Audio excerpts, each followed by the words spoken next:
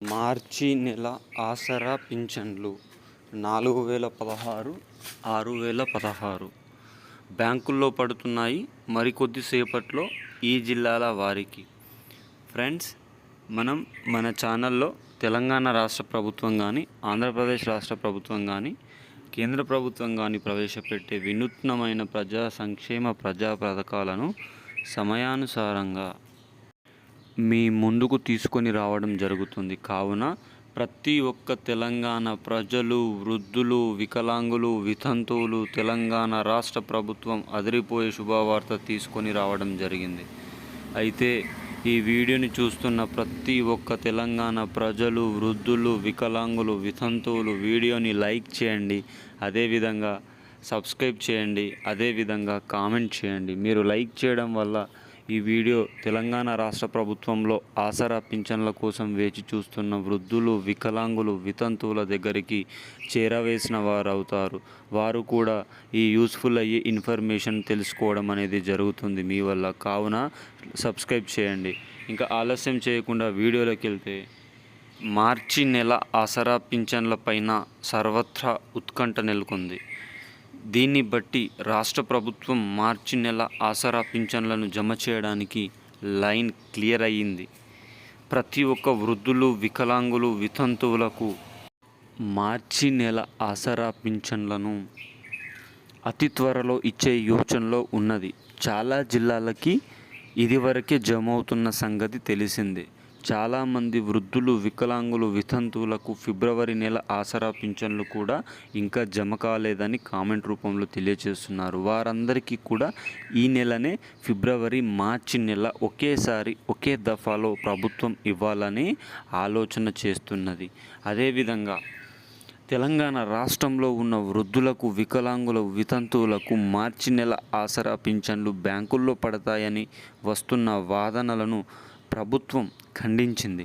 మార్చి నెల ఆసరా పింఛన్లు కూడా యథావిధిగా పోస్ట్ ఆఫీస్లోనే ఇవ్వడం జరుగుతుందని పేర్కొంది. కావున ప్రతి ఒక్కరూ ఈరోజు లేదా రేపు పోస్ట్ ఆఫీస్లో మార్చి నెల ఆసరా పింఛన్ల పంపిణీ జరుగుతుంది. ఏది ఏమైనా ప్రజాప్రభుత్వంగా పేరుగాంచిన కాంగ్రెస్ ప్రభుత్వం ఆసరా పింఛన్ల అమలులో ఫెయిల్ అయిందని చెప్పవచ్చు. ఏది ఏమైనా ఈ విధంగా ప్రజా సంక్షేమ పథకాలను అమలు చేయకుండా ప్రజాప్రభుత్వంగా పేరుగాంచిన ప్రభుత్వం లోక్సభ ఎన్నికల దృష్ట్యా ఇప్పుడు ప్రజా సంక్షేమ పథకాలను అమలు చేస్తామని పేర్కొంటుంది.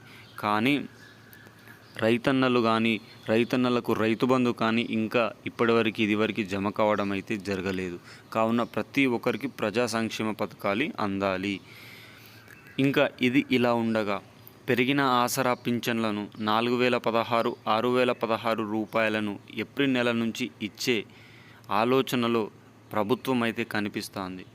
లోక్సభ ఎన్నికల దృష్ట్యా ఎప్పుడు నుంచి 4016 ప్రభుత్వం ఇస్తుంది. కానీ మార్చి నెల ఆసరా పింఛన్లు మాత్రం ఏప్రిల్కు వస్తున్నా ఇంకా జమ కాలేదు. కానీ కొన్ని జిల్లాలలో మాత్రం జమ కావడం జరిగింది. హైదరాబాద్, రంగారెడ్డి, మేడ్చల్, కామారెడ్డి, నిజామాబాద్, ఆదిలాబాద్, కరీంనగర్ ఇట్లా తదుపరి జిల్లాల్లో కూడా ఈ 2-3 రోజుల్లో ఆసరా పింఛన్లను ఇచ్చే యోచనలో ప్రభుత్వం కనిపిస్తుంది. మరి పెరిగిన ఆసరా పింఛన్లను ఇస్తుందా, లేకపోతే పాత ఆసరా పింఛన్లను మాత్రమే ఇస్తుందా అని తెలియాల్సి ఉంది. అదేవిధంగా మీరు వీడియో చూస్తున్న ప్రతి ఒక్క వృద్ధులు, వికలాంగులు, వితంతువులు మీకు మార్చి నెల ఆసరా పింఛన్లు పడిందా, పడలేదా, పడితే ఎప్పుడు పడిందని కామెంట్ రూపంలో తెలియచేయండి. మీరు ఈ విధంగా తెలియచేయడం వల్ల ఈ వీడియో చూస్తున్న మిగతా జిల్లాల వృద్ధులు, వికలాంగులు, వితంతువులకు అర్థమవుతుంది. ఓకే, ఫలానా జిల్లాలో ఆసరా పింఛన్లు పడ్డాయి, ఫలానా జిల్లాలో పడలేదు అని వారికి కూడా ఒక క్లియర్ కట్గా సమాచారం అనేది అందడం జరుగుతుంది. కావున వీడియో చూస్తున్న ప్రతి ఒక్క వృద్ధులు, వికలాంగులు, వితంతువులు కామెంట్ రూపంలో తెలియజేయడానికి ప్రయత్నం అయితే చేయండి. అదేవిధంగా ఈ ఉగాది సందర్భంగా కూడా ప్రభుత్వం ఇంకొన్ని పథకాలను అమలు చేసే యోచనలో అయితే కనిపిస్తోంది.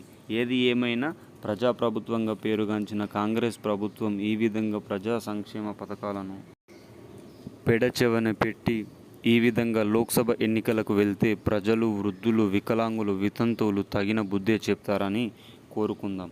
ఈ వీడియో నచ్చితే లైక్ చేయండి, కామెంట్ చేయండి, సబ్స్క్రైబ్ చేసుకోండి. జై జవాన్, జై కిసాన్, జై హింద్, జై భారత్.